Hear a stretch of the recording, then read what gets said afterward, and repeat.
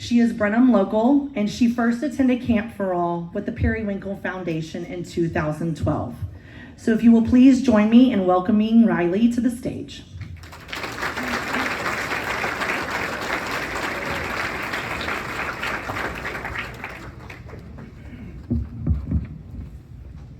Good evening, everyone. My name is Riley Mika. Before I tell you about all the amazing things that I experienced during my summers at Camp for All, I want to tell you all a little about myself. I am 20 years old.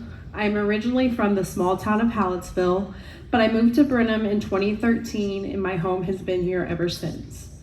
I am currently going to school at McLennan Community College in Waco, Texas to pursue a career in cosmetology. While all of these things have impacted my life, the main thing that defines me is that I beat childhood cancer. On October 22nd, 2007, when I was only 3 years old, I was diagnosed with acute lymphoblastic leukemia. ALL is a type of blood cancer.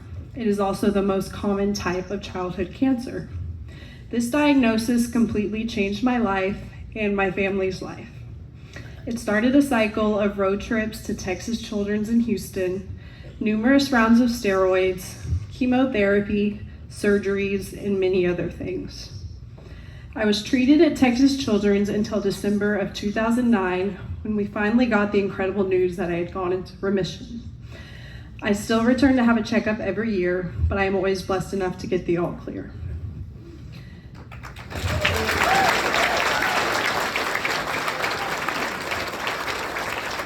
During my time at Texas Children's, we were informed of the opportunity to attend Camp Periwinkle.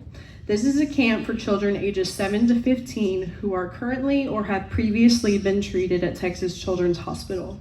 Camp Periwinkle is one of the many camps hosted by Camp for All. With my family being from Brenham, they had all known about this camp and the great things it did for individuals. So when my mom heard that it was a possibility for me to go, she knew I had to apply. Once I found out I had the opportunity to attend, I was excited. But the idea of spending a week away from home, surrounded by people I didn't know, was intimidating. Little did I know this camp would change my life. During my first year attending Camp for All, my family decided I needed to have the full camp experience.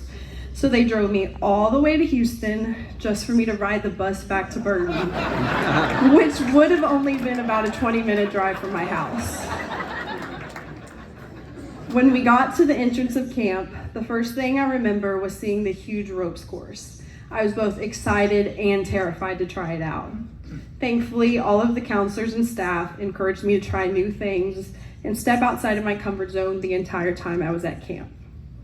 During the day, I got to experience things like horseback riding, canoeing in the lake, cooking competitions, and just having fun with the people in my cabin. At night, there were a ton of different events and parties. We had a carnival with all the things like face painting, button making, and cotton candy. My favorite part was when we got to try on fancy prom dresses, get our hair and makeup done, and have a photo shoot. They turned our pictures into a magazine cover and we got to take them home. I will never be able to forget my picture where I was wearing a red floor-length dress and a feather boa wrapped around my neck. Although the circumstances that bring these children to Camp for All are often challenging, this camp offers them a much-needed respite from their daily struggles. They have the opportunity to create joyful memories and experience a sense of belonging.